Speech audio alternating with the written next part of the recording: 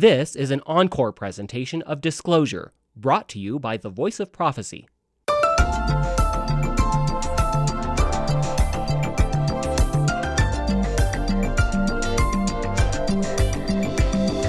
Well, the sound of the music in my headphones tells me that it is time for another, hopefully riveting episode of Disclosure, where you have the great misfortune of listening to the dulcet tones of my voice for the next 58 minutes and 30 seconds, minus commercial breaks. You know something, as a kid, I used to admire all these people on air who had these incredible voices for TV and radio. People like Walter Cronkite, and I guess a lot of people wouldn't say Walter Cronkite had a great voice, but I liked it. And James Earl Jones, I mean, there's a guy who dominates the airwaves with his voice, and Morgan Freeman and others. And growing up, I was thinking to myself, oh, please, Lord, please let me have such a pleasing voice. But tragically, this is what I landed on, all these other great voices in broadcasting. And here's Shawn Boonstra. Hello, folks. That's about what I was born with.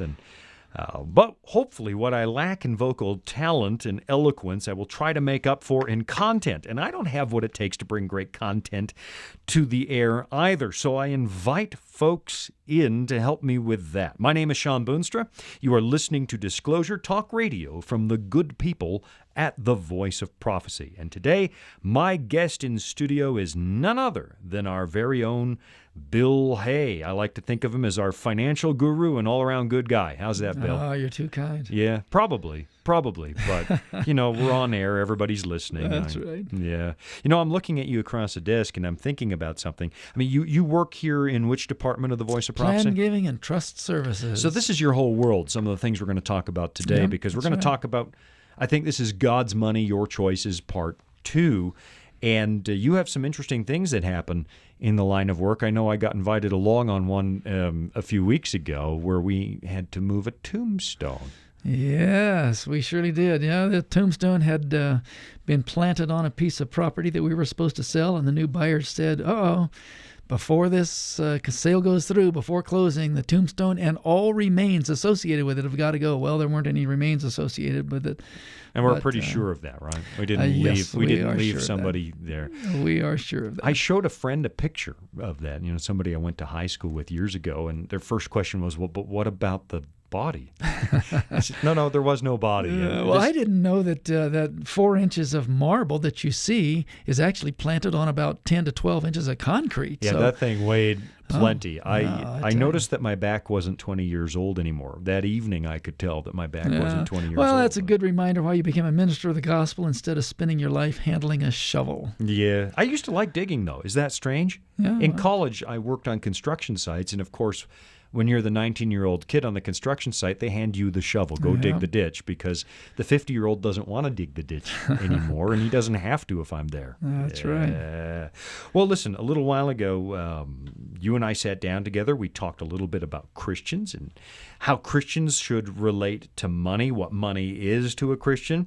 And one of the big themes we explored was the issue of Christians and debt. And we kind of wrapped up last time starting to look at that. And one of the things that we reminded ourselves of the last time, or at least I was reminding myself of, there really was a day in the ancient past when preachers would get up in the pulpit and actually preach against the evils of debt and tell their congregations, stay out of debt. And I think I pulled the example of Spurgeon, who railed against debt. And I'm not sure that's something you hear very often anymore from pulpits, but I thought let's start a little bit there with debt again today. And the last time we met, we were talking about the idea that for the Christian, your money's not actually your money. Everything you are and everything you have, you give back to God in submission to Him. And so we begin to treat our possessions as if they're not ours, but they're God's possessions, and we become, well, the word you used was stewards, right? Or manager, yes. Managers of God's assets. And I thought maybe we'd pick up, because we really didn't get that far down this road, and this is a real part of human life in the 21st century, and more of a part than it used to be maybe for families. I know my dad was an immigrant. Debt was a dirty word in his world. He came with cash in his pocket, not very much, but he wouldn't buy something unless he had the cash to pay for it today. It was that generation, the Depression generation, the post-war generation. Well, I guess as we came out of World War II, debt became more and more of a reality That's in our lives. right. But let's summarize again for a minute why it is, biblically speaking, for Christians, why is it a bad idea for those who profess the Christian faith to start accumulating debt? Well, where we started this whole conversation was how do we manage our money according to biblical principles? That's Right. just where we're going Right. with this. And the Bible takes a very dim view of debt. Proverbs says the borrower is servant to the lender.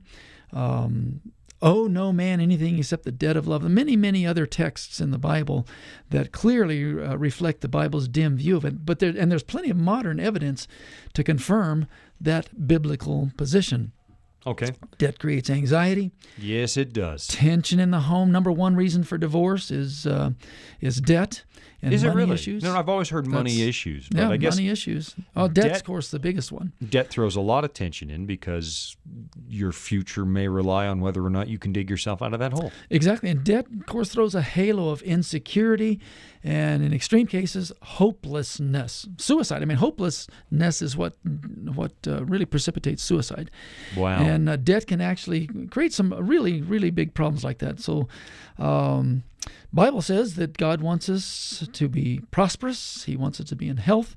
And that's the biblical position, not a bunch of debt hanging over our Right. heads. That's one of John's letters, actually. right. The little Johns by Revelation, I call them. Right. He begins one of them writing, saying, I wish above all things that you Prosper and be in health. prosper and be in health. And so Mm-hmm. adding debt, I don't know that I've always been able to avoid all debt, but I know that if you add debt unnecessarily, you are setting yourself up for some hurt. I don't know that anybody enjoys debt Right. or that it ever brings peace and happiness to the home. I know that we've already discussed this, but we didn't get the time that we hoped for, or at least that I hoped for. And I enjoy thinking about this. It's not the wheelhouse I always live in, but I probably should live there more as a believer, understanding that these are God's resources. And I suspect there are people who didn't hear what we said last time. And maybe let's back up a little bit and talk about some key concepts in debt. Because debt is such a real part of life, I don't know how many people listening to me right now would be actually debt-free. I think it's got to be more rare than it used to be. In your opinion and in your experience, because this is the world that you kind of dwell in, helping people understand stewardship and what it means to be a good manager of God's resources, in your opinion, is there ever a time that debt is actually valid, or do you always avoid it every time at all costs? Well, debt is undesirable always compared to not having debt, obviously. If you have the choice, you don't want debt. But if you must have a debt, hold your nose and limit it to these three things. All right, I've got a pen out because All I right. want to know what these are. Number one of the three things that debt becomes valid if you have to is getting an education. Okay, Number two is building a business. okay. And number three is buying a house. Now, those three things have one thing in common, and that is that every one of them pay back an increased value. An education, of course, provides you with more opportunity, and on average, studies show that that those with higher education do get higher wages. Not always true, but on average. Right. A business, to finance your business or build your business, ends up with a greater market share. Oftentimes, that's you get higher profits and that sort of thing, so it pays you back more. And then a house. Here in the United States, at any rate, you get to ride what I call the escalator of appreciation, where you're really standing still, Right. but you're going upward and forward during that whole time. So owning a house is much like an escalator of appreciation, where you're doing nothing, but the house is getting worth more and more all the time. Well, other than one exception in my lifetime, Uh-huh, yep. 2008, it all came out from underneath me. Unfortunately, Yes. I got out. I lost $1,000 at the end when I sold the house, which Right. I felt like I had skated. Yes. And there are times, as you point out, 2008, and there are neighborhoods, there are isolated pockets, but in general, Right. houses and property will appreciate in So, value. like, if we were to look over the last 100 years, the vast majority of time, owning a home was beneficial. Yes, and it did pay back more than you ended up putting into it. So that's why home ownership is part of it. Notice that not on the list is anything that depreciates instead of appreciates, which would be a car. That's the conspicuous one that's absent from that list is a car. Right. And I can hear a lot of people now saying, well, no, wait a minute. There's no way to buy a car without going into debt. Well, there is, though. Yeah, Isn't there? There should be. Yeah. According to these parameters that we're setting down, that it must be an appreciating asset in order to go in debt for it. Car's not on that list. Vacation obviously is not on that list. Furniture.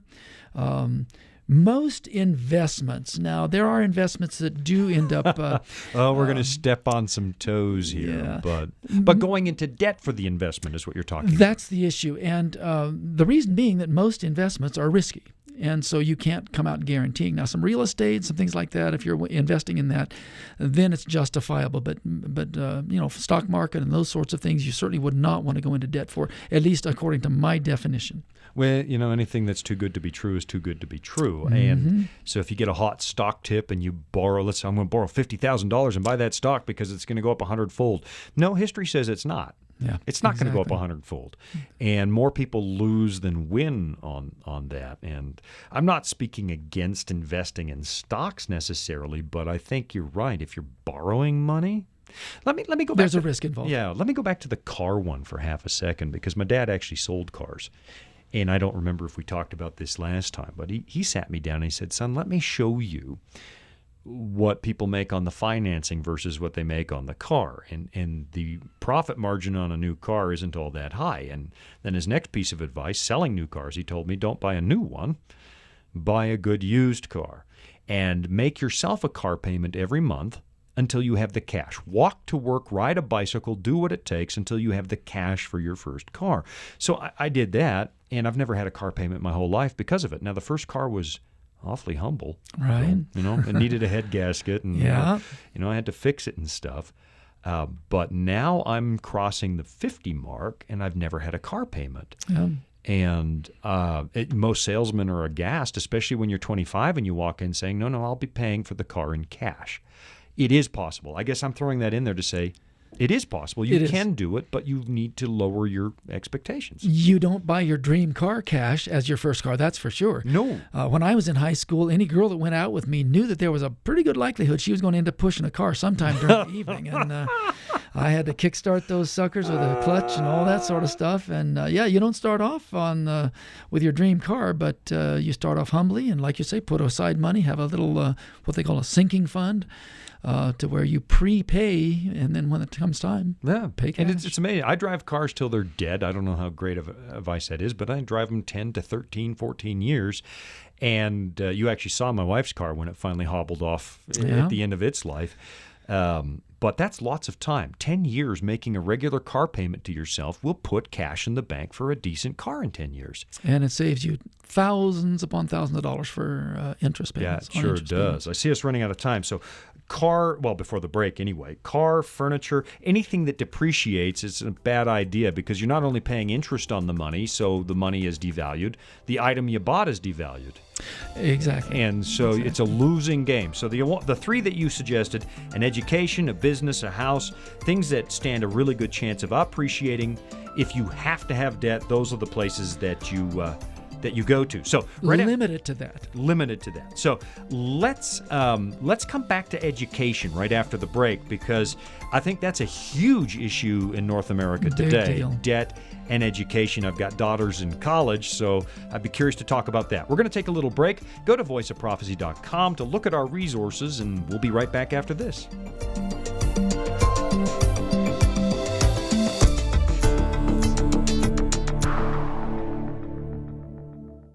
Earthquakes, tornadoes, wildfires. Around us, homes are being lost, lives are threatened, and some people are asking the question, does God even care about me? The Bible answers that question, and what it says is very encouraging. Find out what God says regarding this topic and some of life's greatest issues in our free Discover Bible Guides. Go to VOP.com and click on Study, or call us 888-456-7933. As you may know, the Voice of Prophecy is supported by people just like you. We provide Christ-centered programs and Bible studies free of charge so that no one is left out. If you've been blessed by these programs and would like to pay it forward, we invite you to visit vop.com/give to make your tax-deductible donation.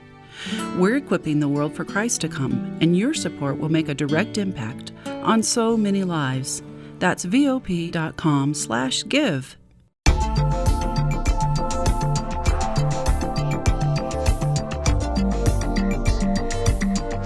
Well, we were back from the break, and during the break, I was trying to get myself out of debt because I'm sitting down with Bill Hay. We're talking about Christian stewardship, how people relate to how Christians relate to what really is God's money and not theirs. That's the Christian worldview of the resources we own, that we are managers of God's resources, which does make you treat things a little bit differently. And before the break, in the first segment of the show, we were talking about debt and how Christians used to avoid debt. And Bill, you were saying that, the things that if you can't avoid debt, you should limit your debt to things that you have a really strong chance of gaining on, like a house or maybe to start a business or those kinds of things. Education. Yeah, or an education. So if you said education was a valid use of debt, right now, I know there were people listening to this saying, yeah, I just went and got a fine arts degree and I'm $250,000 in the hole, and that's a horrible way to start life. What about the student loan crisis? Well, you painted me into the corner on this one because this is a great example of something that's okay within boundaries. Okay. But when you get out of control, it becomes totally not okay. And an Egyptian art degree, ancient art degree, $250,000 debt to get that, no, that's totally out of control. Used to be that kids would work their way through school, and I don't want to sound like the guy that walked up a hill to school both ways in the winter and all that sort of stuff. But I did. Yeah. My children must know that I did, and it was in the snow, uphill both ways. Uphill both ways, yes. We used to work our way through school, but now kids borrow their way through school. And I would really encourage kids to only borrow what you can comfortably pay off in the first 7 years of your working life. That would be about 15% of your income to liquidate this debt. And the idea of a $300,000 debt for a career that's going to pay $45,000, that's just totally out of control. I know a young lady that was going to school to become an elementary school teacher. Sure. And she had to borrow. She needed $3,000 for her tuition in the public college, the public university. She applied for... I know roughly what decade this is now. Yeah, well, about 2 decades ago. But anyway, she needed $3,000. The loan company sent her a check for $21,000. Why? They know they collect interest on it. That's the maximum that they could send, and so they sent it to her. Well, she put it in the bank, and about a week later, she panicked, and she said, you know what, I got it. I just can't do this. So she wrote a check back to the finance company for $18,000. But that's what gets people into trouble, is borrowing much more than what they need and ending up with these debts that are totally out of control. If you've got to go into debt for your education, limit it to where you can pay it off in the first 7 years. Now, that's just sort of a thumbnail, a rule of thumb. That's how long Jacob worked for a wife. Exactly. 7 years. Is there a connection there? Well, 7 years of debt. That's the year of Jubilee and a few other things. No, that's like true. This, No. It is biblical. There was a debt biblical cycle where God actually canceled debts on the 49th. Yes, that 50th year was year of Jubilee and all that sort of stuff. But if you limit it to what you can pay off in 7 years, now here again, that's a sliding scale. I just talked to a father of a physician just this weekend. Right. And his physician's son came out of medical school with a $300,000 debt, which is totally out of control if it was a lower. But he came out. He's today working for, $225,000 a year, and so much like me. That's right. Like you and me and all our spouses and a whole bunch more added together. But and that's magic. He's about 5 years out of school, and he just liquidated his debt. He just paid it off entirely in 5 years. So then it starts to look like an investment. Exactly. I know there's this internet meme that's going around, and it shows like, I don't know, Bill and Mike, I shouldn't use Bill, but let's call it Mike and Steve, and I don't remember the exact details, but here's Mike, and he got himself a degree in ancient Celtic literature, and he has $200,000 in debt and can't find a job. Meanwhile, the other picture is he's a lineman. He works for the electric company. He's making $85,000 a year. They paid for his education, and today he's disconnecting Steve's power. That's good. Well, the other end of that scale is if you are going to be a school teacher or whatever, that's great. You'll be earning $45,000 to $55,000 a year. Limit your debt to maybe $25,000 to $35,000 because it's going to take a greater percentage of your first year of income in order to live. Just your living expenses are going to be more than on a percent than your physicians and some of your really high-paid people. I keep pushing my kids to get done in 4 years. Get done college in 4 years because it's not just the tuition. It's the living expenses. It's all of that. But I suppose, what is the harm in working for a year somewhere? If you can't afford it, it is better, I think, to work for a year, set the money aside, and go back and finish that final year. And I say that with some fear and trepidation because so many people that start earning money never finish their degree because, hey, now I'm earning money. But what's worse, borrowing $150,000 at whatever percentage point that is, and that $150 quickly becomes $225 that you actually owe. I don't know. I used to be able to, and I know times were a little bit different, but I would work hard for 4 months, get a job on a construction site. I'd find something that would pay me reasonably well. And by well, that was $10 an hour 30 years ago, which was pretty good pay back then. And I would go with cash, but I would also I would share a room with another student. I would live on $300 a month because I didn't want the debt. Yeah, you did it because you had to. Yeah, and I didn't own furniture, even though I think now everybody assumes that you start life with a corner office and a fully furnished apartment, and I slept on a used mattress on the floor to get through it. So those were the days. Yeah. Last time we met, I asked about ways to put more money in my pocket. I'm Dutch. I like that idea. And we got off on interest payments and debt. But what are some other ways that somebody maybe could look at, okay, life is tough. How can I increase my own cash flow? How can I increase what I have as disposable income each month so that I really do come to the end of the month and have something left over instead of coming to the end of my pay and having month left over? Yes, exactly. Yeah. Well, of course, as we've already said, reduce your spending and start with interest. Eliminate your interest payments, and that'll put a good bit of more money back in your pocket. Makes every dollar more valuable to get rid of, because a borrowed dollar is not worth a dollar anymore. That's right. That's right. Another suggestion I would have in order to be able to reduce your spending is to don't pay others to do things that you could do for yourself. Oh, unpack that a little bit, because I don't know that much of that happens anymore. The most egregious example of where people pay others to do for them what they could do for themselves is cooking. Everybody goes out to eat. Yeah. Everybody goes out to eat, and we pay big bucks. It's difficult to go out for an evening meal and end up this day and age with less than $15 to $20 a person. Oh, yeah. No, all of that, because an entree is anywhere from $15 to $20 just the entree. Yeah, exactly. And so to not pay somebody to cook for you, to do your own cooking, can save you a lot of money. So limit your out to eat. Other ways of saving money is do your own yard care.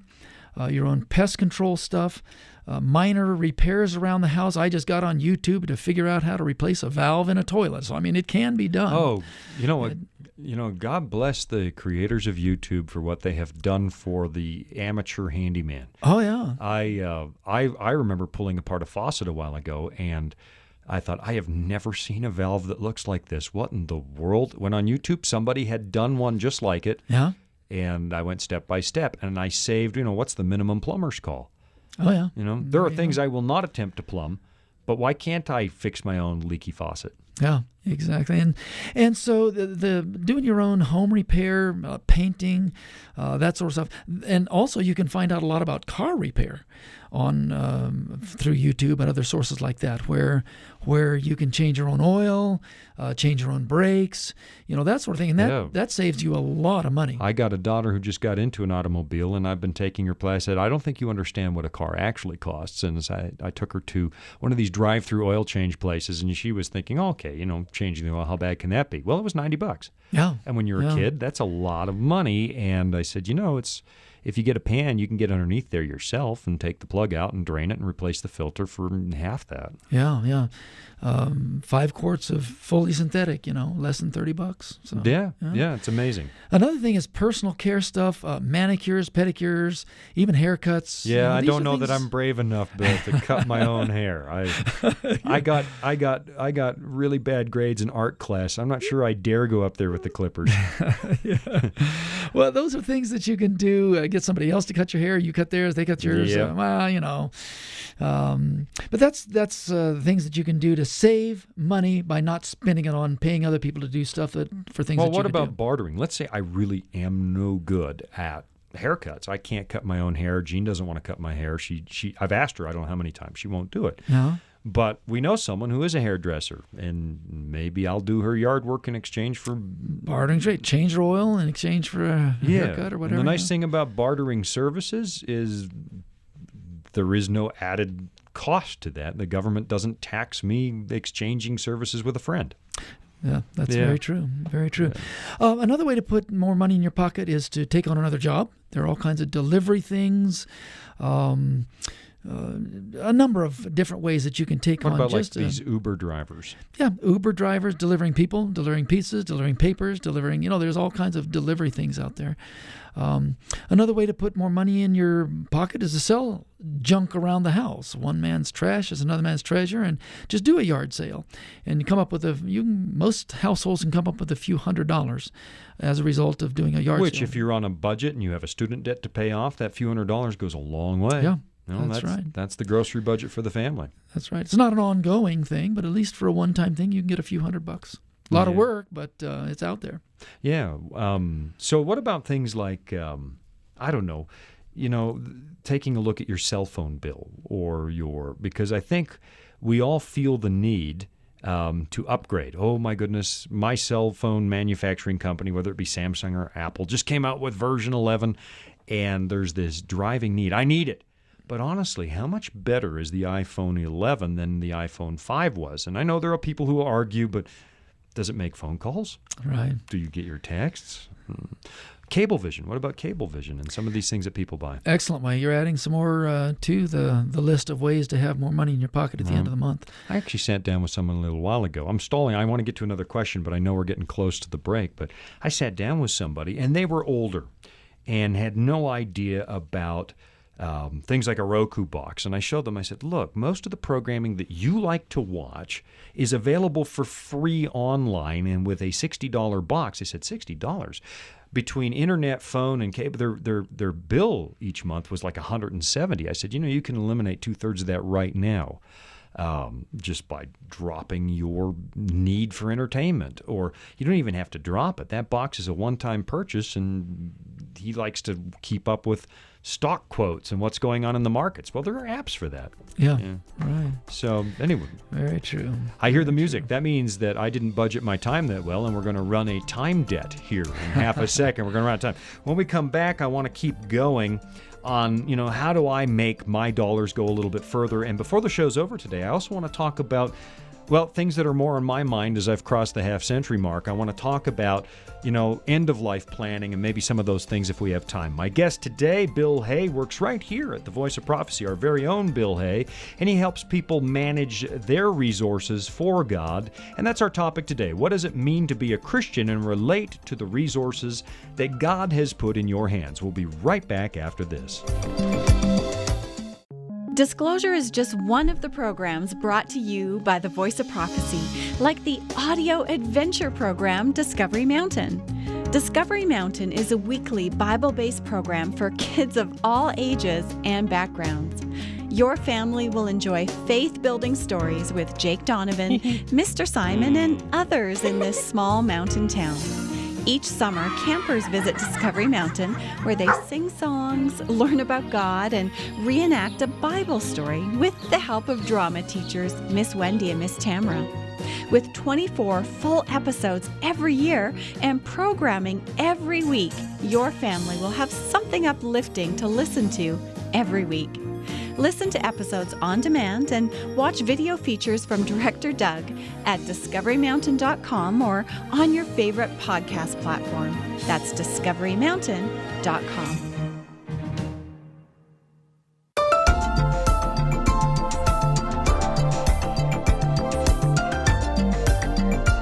Well, hopefully during the break you ran to go and take a look at your finances and maybe find a few ways that you could put more resources at your disposal and maybe more importantly at God's disposal. And Bill, I think that's where I wanted to go next. We were talking about here are ways that you can cut your expenses and maybe even improve your cash flow a little bit monthly. Let's talk about, besides meeting your own needs, why a Christian might be interested in having a few extra dollars at their disposal. Well, I'll tell you what, Shawn, there's great joy in giving. There really is. And to have extra money and once your needs are taken care of, to be able to do stuff for other people is greatly rewarding. Stuff like sending a kid to summer camp or buying a cheap car for a single mom out there or sending a young couple out on a date. There are just so many things that are greatly rewarding when you have the ability to do that. Once you've saved the money out of debt, not having to pay a bunch of interest, do good for other people. Yeah, and that's where real joy is found anyway. I know that we are believers here in America in the pursuit of happiness, and I will never deny somebody that right. It's none of my business how they pursue their lives.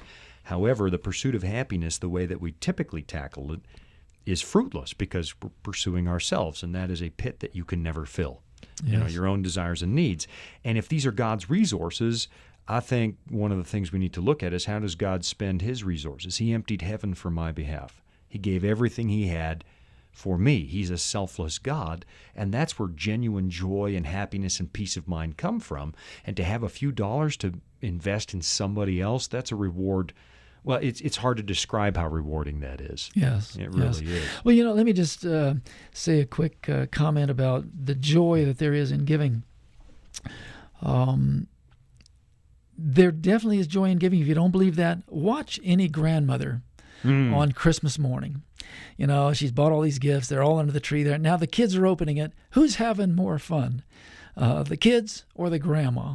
Yeah. And the grandma's having 10 times more fun than those kids are. And so that just is an illustration that there's great, great joy in giving. I just recently sat with an older fellow. He's in his 90s. And he decided to do a significant gift to his local church building fund. Okay. I accompanied him to his broker's office, and he sat there and wept, tears going down his cheeks, saying stuff like, "Bill, I never thought I would be in a position to do this. God is so good. I don't deserve this." Just totally filled with joy at the whole idea of being able to make a significant gift, a six-figure gift to his local church. Just a couple of illustrations on the great joy there is in giving, and that is one of the reasons why we do like to save our money. We do like to not pay big banks and interest and that sort of thing, to be able to do good for other people.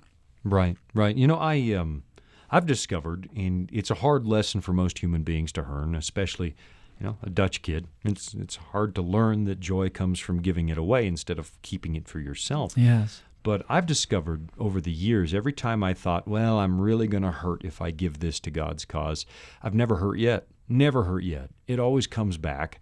And I'm not a prosperity preacher. I'm not like, if you sow a seed, God will give you back 10 times as much wealth. That's not what God is trying to teach you. But I've noticed, for example, man, this ministry really needs our help. We don't have a lot, but let's give what we have. And next year I'm able to do it again because somehow God just doesn't let you outgive him. Yes. Yeah, that's very good. Let's go to home ownership. We tackled we tackled education. And one of the other areas where you said that if you have to have debt, this is one of the places where it could be acceptable, owning a home. So for generations, obviously, especially here in America, owning your home, that was what we called the American dream. A car in the driveway, a house with a white picket fence, 2.5 children, Yep. a dog and a cat, right? A lot of younger people today are choosing to rent instead of buy. So let's talk about that for a little bit. If I am a steward of God's resources, I want to do the best by God that I can. So is it still the best idea to buy a home, or should I be renting, or how do I make those kinds of decisions? Well, in general, I would say yes. It still is a good decision to purchase a home. I talked about the escalator of appreciation a moment ago, and that still is alive and well. The second best thing about buying a home is that it is a forced savings account. Not many people would put hundreds of dollars in a savings account each month, left to their own devices. But when they're living in their home and having to make those payments, they don't have any choice, and so that money is depositing into the equity of that home. That's a really valuable thing, this forced savings account aspect of home ownership. So especially if the home is appreciating during that time, the $100 I put aside might actually 5 years from now be $150. Just on the equity of the home, or more, depending on the area. Right. Another good reason for home ownership is tax deductibility, but that has, as of 2018, that went away a great deal. Well, tell me about that a little bit, because I guess I wasn't aware that went away. Well, no, it didn't go away. It was just eclipsed by the standard deduction. The standard deduction went up. Yeah, went from up to $12,000 a person, and it's shifting. I don't want to date the program by quoting a lot of numbers, but the standard deduction is shifting. But these things come and go, and we may see it come back again. So we may, yes. Yeah. And so now most people, only 12% of all taxpayers out there file for they itemize their deductions. So 88% of people do not itemize, and so you don't get to take advantage of the home mortgage because it's not part of the it has to be part of the itemization. Well, there is something there, though, right? Your mortgage your mortgage payment is a deductible expense. Yes. Yeah. So in some ways, okay, you had to borrow to buy a home, and I don't know too many people in some of these more expensive home markets around here. You're still looking at $350 and up to get into something, and for a lot of young couples, that's a lot of money. So borrowing all that money, if you can write off the mortgage payment, it makes that loan even a little less expensive. So, yes. I'll be dating the show now. We're still in the 3-something% if you've got a good credit rating, but having that tax deduction on top of it actually brings that down just a little bit. Right. My only point was that you've got to itemize your deductions in order to take advantage of that. Tax deduction. Got it. Okay, but what about renting? Because there have been 1 or 2 seasons where Gina and I made a decision, you know what? We're going to rent. And here's one. I got a job with an organization that completely turns over its administration every 5 years. And they hire a whole new slate, and I got there halfway through the process, 2.5 years to go. I might not have a job in 2.5 years in this city. Do I want to be married to a house that I've only made 2.5 years payments on? And we chose in that case to wait and see with rent payments for those 30 months. And that's one of the primary reasons for people to rent, is that they're only going to be there for a short period of time. Military people get transferred around, preachers get transferred. There are a number of jobs out there that people get transferred on a fairly regular basis. And those are the people that you got to be real careful. I'm not saying that you can't buy, but you got to be real careful when you're going to buying if you know you're going to be transferred. Other reasons for renting is that you don't want the responsibility or the expense of home maintenance. Yeah, I'll give that an amen. My wife is not in agreement with me on this, but there was something delicious, frankly, about the hot water heater blowing out, and I mop up the mess, turn off the water, and call the landlord. Make a phone call, and it's done. Boom. No expense, no nothing. No muss, no fuss. And there are people that I have a relative that rented for decades. He was quite well off. But he rented for decades. So that's legitimate.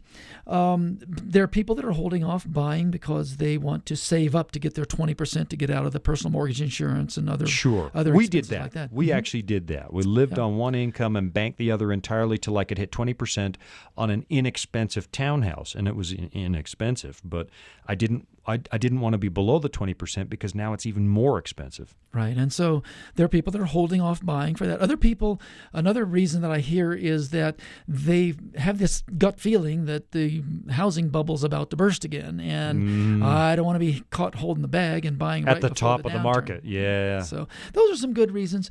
Now, the reason I say that renting is not the worst thing in the world is because when you think about it, and I don't know of many people that articulate in these terms, a mortgage is really renting money. You're not renting a house. Oh, interesting. You're renting money. The interest that you're paying, you're renting money from the bank. Right. People talk about renting as throwing money away. So I'm going to go take out a mortgage and pay thousands of dollars renting money from the bank. It's still throwing money away. You're still having to pay a lot of money that you're not going to see the results of. But that kind of makes the renters feel a little better when they realize that these people that have big mortgages, they're also renting. It's just that they're renting money instead of renting a house. I'd never thought of it that way.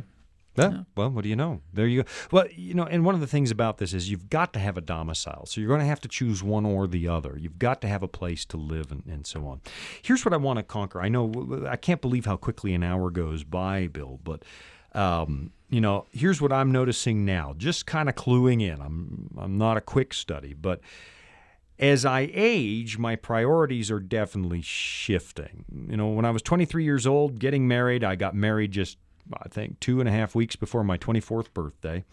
At that point in my life, it was all about saving up for that first down payment on a home, right? And getting ready to start a family. We made a conscious decision that we want X, Y, and Z in place. And if God wills it, then we'll start a family after we get a down payment together and make that path as easy as possible. But now that I've sort of stepped off the elevator onto the 6th floor of life, my priorities I'm finding are shifting.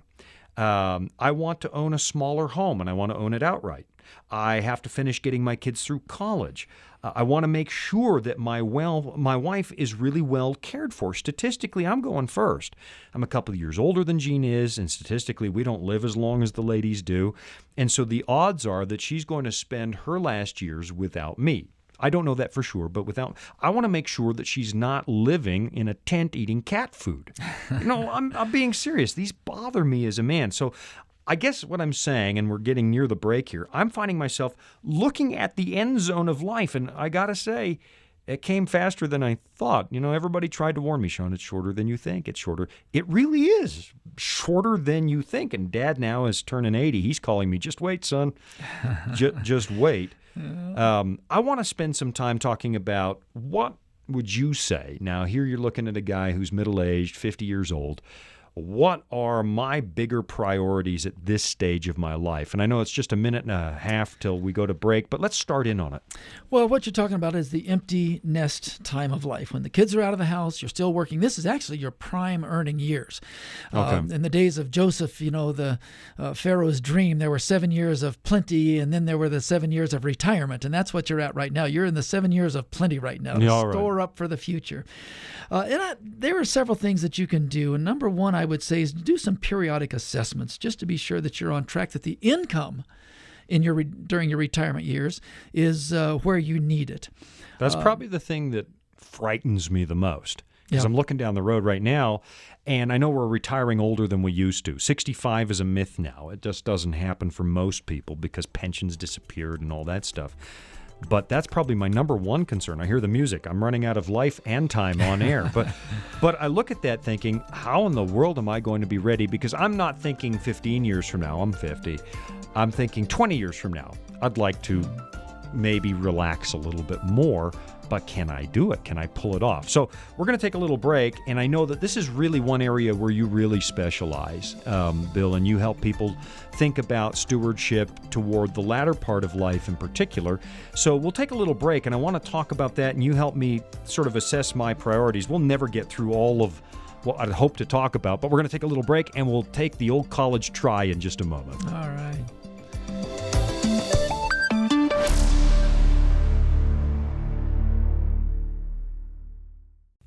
Retirement planning can be a stressful process, but it doesn't have to be. The friendly people at the Voice of Prophecy can walk you through the entire process and explain all of your options based on your specific needs. Whether you'd like to set up a trust for income or make a gift that will benefit your loved ones and change lives through the Voice of Prophecy, we're here to help. To learn more, call 1-800-348-5993. All around us, the world is changing. Homes are being lost, lives are being threatened, and some people are asking the question, does God even care about me? The Bible answers that question, and what it says is very encouraging.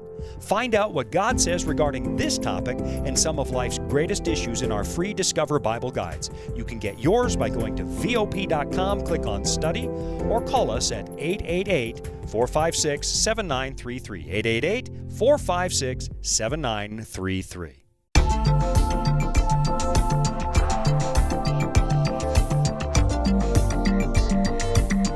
Well, just before the break, we were shifting our discussion a little bit towards, well, contemplating the mortality of Shawn Boonstrom, Bill. That's sort of what... But it's true, you know. You were contemplating that. Nobody else was. No, I do contemplate it, though. I mean, if there's one thing that's certain, shy of the second coming of Christ, none of us gets off this planet alive. Not one of us. I will not be the exception.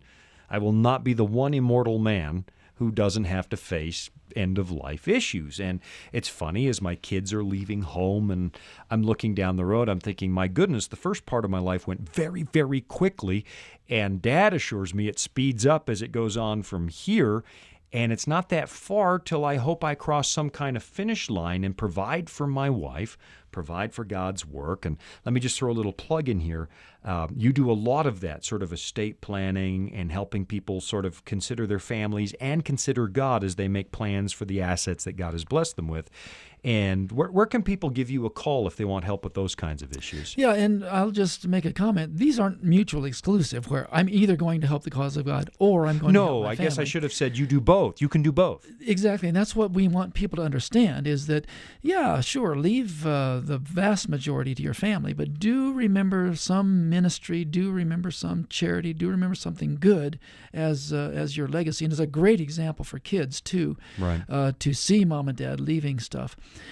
So contact us at the Voice of Prophecy, and we'd be happy to carry on the conversation. Yeah, I found a website that you've got the other day, too, and shame on me because I work at the Voice of Prophecy that I didn't notice this before, but you've even got like a will building section of your website where someone can start. There's a bit of a digital walkthrough on preparing your last will and testament. Yeah, you go to VOP.com, and you can get there from our website here at the Voice of Prophecy, VOP.com, and then just go from there, and you'll find the plan giving and trust services links and tabs and that sort of stuff. Fantastic. And it is important to plan for the end. It Yes. really is. Because if you don't make those plans, someone else has got them already. Right? That's right. Uncle Sam will make that. That's right. All It's right. your Well, state. yeah. They've got plans for you. Yeah, they do. So we were talking about, look, we're using me now as a case study. This is the phase I'm in. My kids I've got one just finishing high school, one in college, and I'm about to move into empty nest phase, as you were saying. And we were talking before the break about, okay, Shawn, make sure you do periodic assessments to make sure that you really are where you thought you were so that you don't have a surprise when you turn 70 and you're not there. Yes, in preparation for retirement, leading up to the last 15 years leading up to it, you want to assess to be sure that your income necessities are taken care of. And this is something that really does require a fair amount of planning and a fair amount of time. It's nothing more complicated, though, than just saving money. Just be sure that you're able to have your savings. Along with that, hand in hand with that, is get out of debt. I mean, retirement looks altogether different when your house is paid off, your debts are paid off, than when you're going into retirement with debts and payments hanging over your head. If you don't have kids living at home dependent on you and your house is paid off, suddenly you can live on half the income you used to. Live like a college student. Live like you did in college, where you're sleeping on that used mattress on the floor if you have to prepare for retirement. That's a little extreme, but that's the idea. Well, let me float this idea. And when our kids go, we've told them, look, we're here for you, but when you turn 21 and you graduate college, your life is yours. Obviously, if there's there's a real emergency, a child gets deathly ill, obviously I'm going to be there for them. I'm their father. But Sure. as a rule, and maybe this is the old immigrant mentality, once you start earning, don't call me for money, sort your life out. As a general rule. Then we're looking at, well, Gene, when we got started in life and tried to save for our down payment, we lived on one income and banked the other entirely. Is that a strategy for the last decade? Absolutely. You do have to throttle back on your expenditures unless you've made good plans all along. If you've been in a company that has made good provision for you all along, and you're looking at some good six-figure numbers in your 403b, 401k IRAs, you're in fairly good shape. But I'm thinking of the person that's out there that lives paycheck to paycheck, has maybe a few thousand in their savings and no real plans for retirement other than Social Security.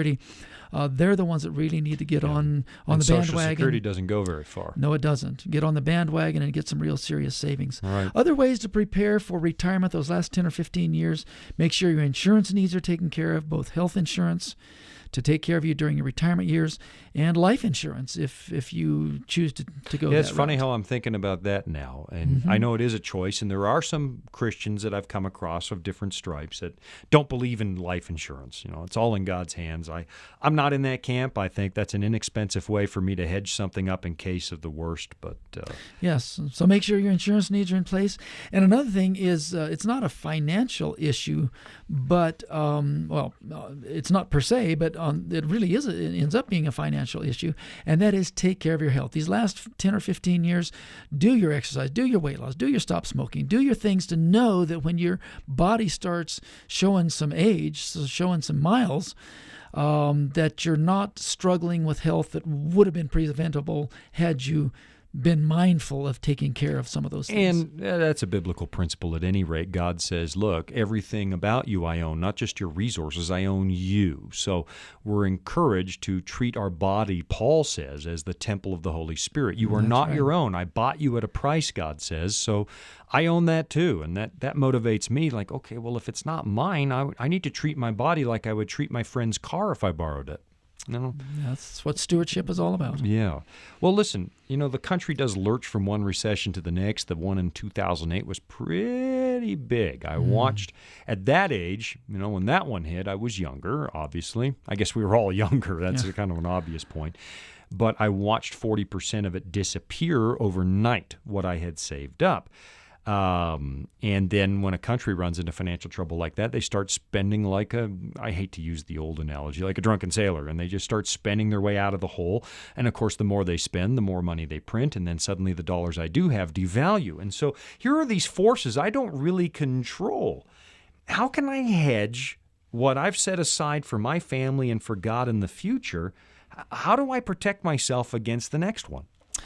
Well, that's a good question. And whenever you find the answer to that one, we'll write a book together and we'll both retire very nicely. But the one comment I would make is that during times of financial crisis, when these really, really bad things happen, we've got to consciously articulate to our own selves that our security, our happiness, our contentment, our well-being does not come from our bank accounts, from our financial resources. Right. They're based upon the promises in the Word of God. And once that's settled in my mind, once I've withdrawn my dependence upon money in the bank for my happiness and contentment and my future, then I can go ahead and say, okay, now that I've got that straight, now what do I need to do? And we'll start from there. I'll begin to answer your question there.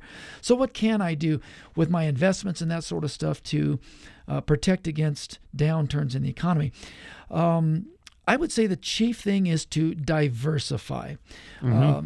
Stocks, real estate, maybe a smattering of precious metals and a few things like this. I think of the old guy sitting on the beach selling sunscreen. And as long as the days were sunny, he did a really good business. But, on rainy days, he went broke. He didn't have anything to eat that night because it was a rainy day. So he started selling umbrellas. And now he was selling on sunny days. He was selling on rainy days, but that was only during the summer. During the winter, he starved to death. So he started selling overcoats. And you can see what diversification would do. When one goes up, the other one tends to maybe not go up. Right. When one goes down, the other one tends to not go down. So do diversify. Make sure that you've got a good broad spectrum portfolio. I'm not an investment No, I know that's guy, not. but at the same time, I think that's a broad enough thing that it's a safe bit of advice for everybody is to make sure you're diversified. Another thing I would suggest for these heavy downturns is to educate yourself to survive off the grid. Here again, it's not a financial issue, Right. but man, it can sure pay big dividends when the world around you is collapsing to have know some sources of food and water and shelter and that sort of stuff. It's good not only in apocalyptic scenarios, but also natural disasters, hurricanes and floods and tornadoes and that sort of stuff. If you know how to survive, I'm even an advocate of maybe putting a couple of weeks worth of non-perishable food aside. Yeah, and I'm not what you would call a prepper, because I think sometimes Christians who get into the prepper thing, it almost feels to me like they don't actually trust that God is there. Yes. But there is such a thing as like have 3 months income saved up in case you lose your job. Or, we say, oh, well, why would you save any food? Well, because I saw what happened with Hurricane Katrina. What if some of those folks had a 2-month supply of rice and beans? It's not fancy, but it's easy to save. Sustain life. Yeah, that's exactly right. So those are some things, some of them financial, some of them not financial, but as you're viewing retirement on the horizon there, just a couple of thoughts for you. All right. Well, listen, we're going to run out of time yet again, but I know you spend a lot of time talking to people. That's one of the chief things you do here. You talk to people about how they can take care of their own needs and provide for God at the same time, as we mentioned a moment ago. What are some of the things available to Christians as they make those kinds of decisions? What are some of the things that you show people? And again, I'd encourage you, get in touch with us. You can find Bill through the website, voiceofprophecy.com, and he'd be delighted to help you with some of these things. But what are some of the things that you mentioned earlier? You can help your family and God. What are some of those things? Probably the darling of those plans is the charitable gift annuity. Okay. That is the most popular, best-loved plan that benefits charity and yourself. Okay. It returns a very generous payout rate. It has some good tax benefits. It's absolutely dependable. It's a fixed amount of income. And at the end, if there's any money left in the kitty, it goes to the ministry that you've chosen to help people's needs and in the cause of God. It's a win-win arrangement all the way around, a charitable gift annuity.